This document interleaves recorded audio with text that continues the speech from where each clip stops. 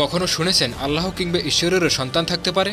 আজকের মুভিটা মিশরীয় মিথোলজিকে কেন্দ্র করে তৈরি করা হয়েছে, যেখানে সৃষ্টিকর্তা এবং মানুষ মিলেমিশে বসবাস করত।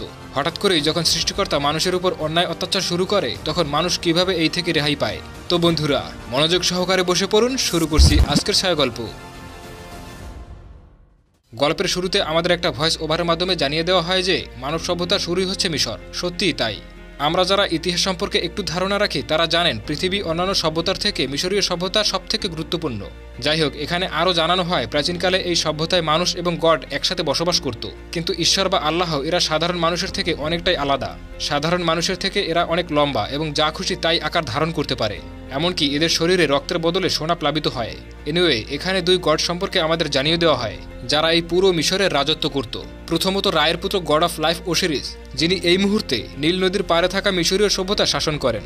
আর দ্বিতীয় রায়ের আরেক পুত্র সেট, যার রাজত্ব ছিল পুরো মরুভূমি, কিন্তু সে অল টাইম চাইতো এই মিশরীয় সভ্যতা পুরো রাজত্ব করতে। আর এই সুযোগ তখনই আসে যখন ওসিরিস তার একমাত্র পুত্র ওরাসকে রাজা হিসেবে ঘোষণা করার সিদ্ধান্ত নেয়। কারণ ঠিক যেই দিন ওরাসকে তার পিতা রাজা হিসেবে স্বীকৃতি দেয়, ঠিক সেই দিনে তার ঈর্ষান্বিত ভাই সেট এসে সেই স্থানে উপস্থিত হয় আর ওসিরিসকে চ্যালেঞ্জ করে তার সাথে লড়াই করার জন্য। কারণ প্রথা অনুযায়ী যে সব থেকে বেশি শক্তিশালী সেই হবে রাজা। কিন্তু ওসিরিস তার এই রায় প্রত্যাখ্যান করলে সে তখনই তাকে ছুরিকাঘাত করে হত্যা করে, যেটা দেখে তার পুত্র ওরাস নিজেকে পরিবর্তন করে সেটের সঙ্গে লড়াই করতে শুরু করে। কিন্তু সেটও নির্দিষ্ট রূপে রূপান্তরিত হয়ে ওরাসকে পরাজিত করে, যার পর সেখানেই ওরাসকে হত্যা করতে গেলে ওরাজের প্রেমিকা হেতর সেটের সামনে নতজানু হয়ে ওরাজের প্রাণ ভিক্ষা চায়। ফলে ওরাজের দুই চোখ উপড়ে নিয়ে সেট তাকে হত্যা না করে ছেড়ে দেয়, যার পর সমস্ত মানবজাতির উদ্দেশ্যে সে ঘোষণা করে আজকের পর থেকে সবাই তার গোলাম। আর তাদের সকলেরই যে বিনা শর্তে পুনর্জন্ম হতো সেটা আজ থেকে বন্ধ। আসলে মিশরীয় মিথোলজি অনুযায়ী সেখানকার সমস্ত মানুষ পুনর্জন্ম হয়, যেটা এতদিন নির্ভর করত যে যার কৃতকর্মের উপরে। মানে কে কতটা ভালো কাজ করেছে তার উপর নির্ভর করে কে কত তাড়াতাড়ি পুনর্জন্ম হবে। কিন্তু এই মুহূর্তে ঘোষণা করে পুনর্জন্ম নেওয়ার জন্য তাকে ট্যাক্স দিতে হবে, আর যে যত বেশি ট্যাক্স দিবে তার পুনর্জন্ম তত তাড়াতাড়ি ঘটবে। তো এখান থেকে 1 বছর কেটে যায়, যেখান থেকে আমরা দেখতে পাই সেট এখন পুরো মিশরকে নিজের প্রতিনিধিত্ব করে নিয়েছে। তাই তার অধীনে সমস্ত প্রজারা তার আদেশ অনুসরণ করতে বাধ্য। আর যদি কেউ তাকে উপেক্ষা করে তাহলে হয় তাকে মেরে ফেলা হয়, না হয় তাকে কৃতদাস বানিয়ে দেওয়া হয়। যাই হোক, এরপর আমরা দেব এবং জায়া নামের এই মুভির দুই মুখ্য চরিত্রের সাথে পরিচয় হই, যারা দুজন একে অপরকে খুব ভালোবাসত। কিন্তু দুর্ভাগ্যের বিষয়, সেট নিজেকে রাজা হিসেবে ঘোষণা করার পর তাদের জীবন অনেকটাই পাল্টে যায়। কারণ জায়া এখন সেটের প্রধান নির্মাতা অংশুর একজন দাসী, আর দেব একটা ছোটখাটো চোর হিসেবে কোনোভাবে তার জীবন কাটাচ্ছে। যদিও দেব মাঝে মাঝে লুকিয়ে জায়ার সঙ্গে দেখা করে, কিন্তু এভাবে আর কতদিন চলবে এটা তারা কেউই জানে না। কারণ তার মালিক মানে অংশুর একদমই ভালো মানুষ নয়। সে যদি জানতে পারে তার মহলে কেউ মাঝে মাঝে লুকিয়ে প্রবেশ করে তাহলে তার নিস্তার নাই। যদিও জায়া এখনও বিশ্বাস করে ওরাজ একদিন ঠিকই তাদের মাঝে আবার ফিরে আসবে আর তাদের জীবনও আবারও আগের মতো হয়ে উঠবে, কিন্তু দেব সেটা একদমই মানতে নারাজ। কারণ সেট যেভাবে তাকে পরাজিত করে নির্বাসনে পাঠিয়েছে তার ফেরার কোনো উপায় নেই। কিন্তু দেবের এই মনোভাবের কথা জানতে পেরে জায়া একদিন তাকে জানায়, আমরা যদি কোনোভাবে ওরাজের চোখটাকে আবার ফিরিয়ে দিতে পারি তাহলে সে নিশ্চয়ই আবারও ফিরে আসবে আর তার বাবার মৃত্যুর বদলা নেবে। আর সে তার লক্ষ্য পূরণ করতে পারলে আমাদেরও এই দুর্দশা কেটে যাবে। কিন্তু প্রশ্ন হলো, ওরাজের চোখ বর্তমানে কোথায় রয়েছে? আসলে এই 1 বছরে শেঠের নির্মাতা অংশুর শেঠের বাবা রায়ের উদ্দেশ্যে একটা বিশাল স্তম্ভ তৈরি করেছে। সেখানেই একটা গোপন ভল্টে রাখা আছে ওই চোখ।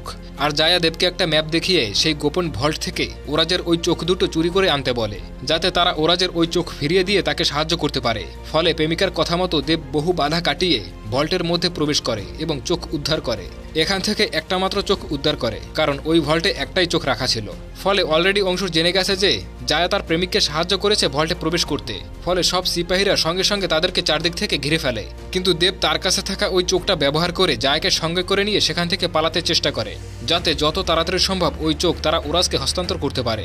কিন্তু দুর্ভাগ্যবশত এই পালানোর টাইমে অংশুর ছোড়া একটা তীর জায়াকে গুরুতরভাবে আহত করে। এর জন্য দেব আরও দ্রুত ওরাজের কাছে পৌঁছানোর চেষ্টা করে, যাতে ওরাজ তাকে কোনোভাবে সাহায্য করতে পারে। যদিও নির্দিষ্ট জায়গায় পৌঁছানোর আগেই জায়া শেষ নিঃশ্বাস ত্যাগ করে, কিন্তু তবুও ওই চোখ নিয়ে দেব ওরাজের কাছে পৌঁছে দেয়। ওই চোখের বিনিময়ে তাকে সাহায্য করতে বলে। তারপর ওরাজ তার চোখ পেয়ে নিজের ক্ষমতা ব্যবহার করে জায়াকে জীবিত করার চেষ্টা করে। কিন্তু এই কাজে সে সফল না হয়ে দেবকে জানায়, তোমার প্রেমিকা এখন আমার ক্ষমতার বাইরে চলে গেছে, তাকে জীবিত করাটা এখন আমার পক্ষে সম্ভব না। এই জন্য সে পুনর্জন্মের দেবতা আনুবিনকে ডেকে আদেশ দেয় এই মহিলাকে পুনর্জন্মের দিক নিয়ে যেতে। যেটা শুনে দেব তার উপর খুবই রেগে যায়, কারণ বর্তমান টাইমে পুনর্জন্মের জন্য ট্যাক্স লাগে। যেহেতু তাদের কাছে দেওয়ার মতো কিছুই নেই, তাই পুনর্জন্ম অসম্ভব। এই কারণে সে ওরাজকে তার চোখ ফিরিয়ে দিতে অস্বীকার করে, কিন্তু ওরাজ তাকে ধরে তার চোখ কেড়ে নেয়। এরপরে সে যখন জানতে চায় আমার আরেকটা চোখ কোথায়, তখনই দেব তাকে জানায় আরেকটা চোখ রয়েছে সেটের পিরামিডের মধ্যে। আর আমি জানি ওই পিরামিডের মধ্যে কিভাবে প্রবেশ করতে হয়। কিন্তু আমি তোমাকে সেখানে প্রবেশ করতে তখনই সাহায্য করব যখন তুমি আমাকে কথা দেবে আমার গার্লফ্রেন্ডকে পুনরায় জীবিত করতে সাহায্য করবে, না হলে আমি তোমাকে এই বিষয়ে কোনো সাহায্য করতে পারবো না। এবার এই কথা শুনে ওরাজ তাকে বলে, পুনরায় জীবিত করার ক্ষমতা একমাত্র রাজারই থাকে, তাই তুমি যদি আমাকে সাহায্য করো ওই চোখ ফিরিয়ে পেতে, তাহলে আমি পুনরায় সেটের সঙ্গে যুদ্ধ করে আবারও রাজা হয়ে তোমার প্রেমিকাকে বাঁচিয়ে তুলতে পারবো। যদিও ওরাজ জানে তার পক্ষে এটা করা প্রায় অসম্ভব, কিন্তু তবুও সে তার চোখ ফিরে পাবার আশায় এই মুহূর্তে দেবকে সে কথা দিয়ে দেয় তার প্রেমিকাকে পুনরায় জীবিত করবে। ফলে এরপর তারা দুজনে বেরিয়ে পড়ে ওরাজের দাদা রা এর সঙ্গে দেখা করতে, কারণ ওরাজ খুব ভালো করেই জানে মরুভূমির দেবতা মানে শেঠকে হারাতে গেলে আগে ওই মরুভূমিকেই মুছে ফেলতে হবে, আর এই কাজে তাকে সাহায্য করতে পারে তার একমাত্র দাদা রা। এদিকে অংশুর শেঠকে জানিয়ে দেয় তার ভোল্ট থেকে ওরাজের চোখ চুরি করে নেওয়া হয়েছে। সঙ্গে সঙ্গে শেঠ উপস্থিত হয় ওরাজের বাড়িতে। সে এসে শুধুমাত্র জায়ের লাশ দেখতে পায়, কারণ ওরা আগে থেকেই সেখান থেকে পালিয়ে যায়। ফলে সঙ্গে সঙ্গে শেঠ তার সেনাবাহিনীকে অর্ডার দেয় ওরা এখন কোথায় আছে সেটা উদ্ধার করার জন্য। আর তারপর সে উপস্থিত হয় তার ওই মেপতিসের সম্মুখে, যে বর্তমানে তার সাথে থাকে না, কারণ শেঠের এই নিষ্ঠুর আচরণ মেপতিসের একদম পছন্দ না, যে কারণে শেঠ এই মুহূর্তে নিষ্ঠুরভাবে তার ডানা কেটে দেয়। অন্যদিকে দেখা যায় ওরাজ তার দাদার কাছে প্রার্থনা করে ক্ষণিকের জন্য তার ক্ষমতা ফিরে পায়। দেবকে সঙ্গে করে নিয়ে উপস্থিত হয় সন অব গড মানে পিতামহের ঐশ্বরিক পাত্রে, যেখান থেকে এই মহান রা এক বিশাল ছায়াজন্তু থেকে এই বিশ্বকে বাঁচিয়ে আসছে। মানে এই ছায়াজন্তু সবসময় চায় পৃথিবীকে গ্রাস করে নিতে, আর মহানরা এই জন্তুর সাথে লড়াই করে প্রতিদিনই বিশ্বকে বাঁচায়। যাই হোক, ওরাজ তার সম্মুখে উপস্থিত হয়ে এই সমস্ত ঘটনা জানিয়ে যখন তার শক্তি ফিরে পাবার জন্য তাকে রিকোয়েস্ট করে, তখন মহানরা জানিয়ে দেয় এই বিষয়ে আমি তোমাকে কোনো সাহায্য করতে পারবো না, যা করার তোমাকে নিজেকেই করতে হবে। ফলে ব্যর্থ হয়ে এখান থেকে ফিরে যাওয়ার টাইমে সেখানকার ঐশ্বরিক পানি একটা পাত্রে ভরে নেয়, যার সাহায্যে সে মিশরের মরুভূমিকে মিটিয়ে ফেলতে পারবে। এবার এখান থেকে আবারও মিশরে যাওয়ার সঙ্গে সঙ্গে তার শক্তি চলে যায়। আসলে ওরাজ বিশ্বাস করে যতক্ষণ না তার দুই চোখ ফিরে পাচ্ছে ততক্ষণ সে তার পূর্ণ শক্তি ব্যবহার করতে পারবে না। যদিও তার এই ধারণা একদম মিথ্যে, সেটা ওরাজ একদম শেষে গিয়েই বুঝতে পারবে। যাই হোক, এরপর শিটের বাহিনী তাদের দুজনকে দেখতে পায়, শুরু হয় তাদের মধ্যে লড়াই, কিন্তু নিমিষেই ওরাজ তাদেরকে পরাজিত করে ফেলে। ফলে সেখান থেকে ফিরে ওই বাহিনী শিটকে জানায় বর্তমানে ওরাজের সঙ্গী একজন মানুষ, যে ওই ভোল্ট থেকে তার চোখ চুরি করে নিয়ে তাকে ফিরিয়ে দিয়েছে, আর এখনও সে ওরাজকে সাহায্য করছে যাতে করে ওরাজ তার প্রেমিকাকে জীবিত করে তুলতে পারে। ফলে এরপর শিট তার দুজন বিশেষ শিকারীকে দায়িত্ব দেয় ওরাজ ও তার সঙ্গীকে পুরোপুরি মিটিয়ে ফেলতে, যার পরে শিট উপস্থিত হয় গড অফ লাভ হেতের সম্মুখে। আসলে সেট এই রাজ্য দখল করার পর হেতেরকে তার দাসীতে রূপান্তরিত করেছিল, আর এই মুহূর্তে সে তার সামনে উপস্থিত হয়ে হেতেরকে আদেশ দেয় তাকে নিয়ে মৃত্যুলোকে উপস্থিত হতে, কারণ আগে এই হেতের মৃত্যুলোকের একজন দেবী ছিল। এখন হেতর শেঠকে জানিয়ে দেয় এই মুহূর্তে ল্যান্ড অফ ডেথে যাওয়া কোনো কিছুতেই সম্ভব না, কারণ সেখানকার শয়তানরা নিমিষেই তাদের দুজনকে শোষণ করে নেবে। কিন্তু সেট ভালো করেই জানে হেতের কাছে এমন একটা ব্রেসলেট রয়েছে যেটা ওই সমস্ত শয়তান থেকে তাকে প্রোটেক্ট করে, তাই ওই ব্রেসলেট যতক্ষণ তার হাতে আছে ততক্ষণ শয়তানরা তাকে কোনো কিছুই করতে পারবে না। ফলে এক প্রকার বাধ্য হয়ে হেতের তাকে নিয়ে রওনা হয় ল্যান্ড অফ ডেথের উদ্দেশ্যে, কারণ সিট যে কোনো উপায় ওরাজকে আটকাতে চায়। তো হেতর তার থেকে মুক্তি পাওয়ার জন্য চালাকি করে তার হাতের ব্রেসলেটটা খুলে নেয়, যার ফলে ল্যান্ড অফ ডেথের শয়তানরা নিমিষেই তাকে সেখান থেকে অন্য কোথাও নিয়ে যায়। ফলে ক্ষণিকের মধ্যে ওই ব্রেসলেট যখন আবার হাতে পড়ে নেয় তখন সে অন্য কোথাও আবার পৌঁছে যায়। এদিকে দেখা যায় শেঠের সেই দুই শিকারী ভয়ঙ্কর দৈত্যরূপে সাপের পিঠে চড়ে ওরাজ এবং দেবের সম্মুখীন হয়, প্রাণপণ চেষ্টা করতে থাকে ওরাজ এবং দেবকে মেরে ফেলার জন্য। কিন্তু ওরাজ তার ক্ষমতা ব্যবহার করে একটি শিকারীকে পরাজিত করতে পারলেও আর একটা শিকারী তাদেরকে প্রায় ধরে ফেলেছিল। কিন্তু সেই মুহূর্তে হেতর সেখানে এসে উপস্থিত হয়ে ওই সাপকে বশে করে নিয়ে নিজেই নিজের গায়ে আগুন লাগানোর সিদ্ধান্ত দেয়। এভাবেই তারা ওই দুই শিকারের হাত থেকে মুক্তি পায়। তারপর তারা তিনজন মিলে সিদ্ধান্ত নেয় তাদেরকে ওরাজের আর একটা চোখ উদ্ধার করতে হলে শেঠের পিরামিডের মধ্যে ঢুকতে হবে, আর ওই পিরামিডের মধ্যে প্রবেশ করে ওরাজের চোখ পর্যন্ত পৌঁছাতে গেলে একটা দৈত্যের দাধার প্রশ্নের উত্তর তাদেরকে দিতে হবে। ফলে এই কাজে সাহায্য পাবার আশায় তারা উপস্থিত হয় জ্ঞানের দেবতা থোতের কাছে, কারণ এই ধাঁধার উত্তর একমাত্র জ্ঞানের দেবতাই দিতে পারে। তাই যে কোনো উপায় থোতকে তাদের সঙ্গে নিতে হবে। কিন্তু প্রথম দিকে থোত তাদেরকে সাহায্য করতে চায় না। পরক্ষণে দেব যখন তার জ্ঞান নিয়ে প্রশ্ন তোলে তখনই সে তাদেরকে সাহায্য করার জন্য ওই পিরামিডে যেতে রাজি হয়। তারপর তারা চারজন মিলে ওই পিরামিডে প্রবেশ করলে সেই দৈত্যের সম্মুখীন হয় এবং সেই দৈত্য তাদেরকে একটা ধাঁধার উত্তর দিতে বলে। কিন্তু থোত প্রথম দিকে সেই উত্তর ভুল দিলে তাদেরকে আক্রমণ করতে শুরু করে। আর এই রকমের বেশ কয়েকবার ভুল উত্তর দেওয়ার পর অবশেষে যখন সঠিক উত্তর দেয় সেখান থেকে তারা সামনে এগোনোর পারমিশন পায়, যার ফলে ওরাজের কাছে থাকা সেই ঐশ্বরিক পানি পিরামিডের মধ্যে থাকা একটা অগ্নিপিণ্ডে ঢালার জন্য রেডি হয়, কারণ এভাবেই সে এই মরুভূমিকে মেটাতে পারবে আর শেঠের ক্ষমতা কিছুটা হলেও কমে যাবে। কিন্তু ওই কাজ করার আগেই শেঠ সেখানে উপস্থিত হয়। ওরাজ এবং থোতকে একটা জায়গায় বন্ধ করে দিয়ে সেই পানি নষ্ট করে দেয়। একই সঙ্গে থোতের মস্তিষ্ক তার মাথা থেকে খুলে সেখান থেকে চলে যায়, যার ফলে ওই পিরামিড সঙ্গে সঙ্গে ধ্বংস হতে শুরু করে। কিন্তু ওরাজ কোনোভাবে ওই খাঁচা থেকে মুক্ত হয়ে হেতর এবং দেবকে বাঁচিয়ে নেয়। কিন্তু এরপরই দেব ওরাজের উপর চিৎকার করতে শুরু করে, কারণ একটু আগেই সেট তাকে জানিয়ে গেছে ওরাজ এই পিরামিড পর্যন্ত পৌঁছানোর জন্য শুধুমাত্র তাকে ব্যবহার করেছে। সে তার প্রেমিকাকে কোনোদিন বাঁচাতে পারবে না।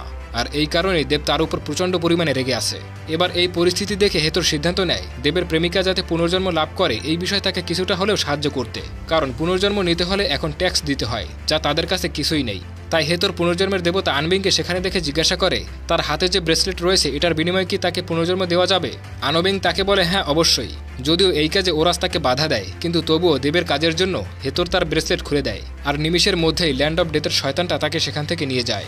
যার পর হেতরের কথা মতো আনবিং দেবকে সঙ্গে করে নিয়ে উপস্থিত হয় পুনর্জন্মের দুয়ারে, যাতে শেষবারের মতো দেব তার প্রেমিকার সঙ্গে দেখা করে নিজের হাতে ওই ব্রেসলেট তাকে তুলে দিতে পারে আর তার সাহায্যে সে যাতে আবারও পুনর্জন্ম নিতে পারে। তো প্রবলেমটা হয়ে যায় ঠিক এই টাইমেই পরকালের দরজা বন্ধ করে দেওয়া হয়, মানে তার পুনর্জন্ম বিকৃত হয়েছে। কারণ এই টাইমেই সেট তার বাবা রায়ের সামনে উপস্থিত হয়ে তার এই জীবনের জন্য তার বাবাকেই দায়ী করতে শুরু করে। কিন্তু মহান রা তাকে বলে আমি চেয়েছিলাম তুমি আমার জায়গা নিয়ে ওই ভয়ঙ্কর দানবের সঙ্গে লড়াই করবে, আর আমি এখন পর্যন্ত তোমার থেকে সেটাই আশা করি। কিন্তু এই কথা শুনে সেট তার বাবাকে জানায় হ্যাঁ আমি আপনার পথই বেছে নেব, কিন্তু সেটা এখন না। এই বলে সে তার বাবার হাতিয়ার থেকে তাকে আঘাত করে ওই পথ থেকে বাইরে বের করে দেয়। ফলে অ্যাপেপ নামের যে মনস্টারটাকে এতদিন আটকে রেখেছিলেন সে নির্দ্বিধায় এই মুহূর্তে বিশ্বকে গ্রাস করতে শুরু করে, যে কারণে পরকালের দরজাও এই টাইমে বন্ধ করে দেওয়া হয়। ফলে দেব আবারও তার কাছে ফিরে এসে ওরাসকে জানায় যা করার আমাদের খুব তাড়াতাড়ি করতে হবে, না হলে এই সমস্ত কিছুই ধ্বংস হতে চলেছে। ফলে তারও একটা রথের মাধ্যমে রওনা হয় সেঠের রাজধানীর উদ্দেশ্যে। আর ওইদিকে সেট বিশেষ উপায় থোতের মস্তিষ্ক, ওরাজের চোখ, মেপথিসের ডানা এবং রায়ের বর্ষা সমস্ত কিছু নিয়ে সুরক্ষিত হয়ে সেই স্তম্ভের উপরে উঠে এপেপকে তার দিকে আকৃষ্ট করতে শুরু করে, কারণ সেট ভেবে নিয়েছে এইবার এই দৈত্যকে পুরোপুরি সে হত্যা করতে পারবে আর তারপর সমস্ত কিছুই তার রাজত্বে চলে আসবে। কিন্তু এরই মধ্যে ওরা যে সেই স্থানে উপস্থিত হয়ে তার সঙ্গে লড়াই করতে শুরু করে, আর এই কাজে তাকে সাহায্য করে দেব।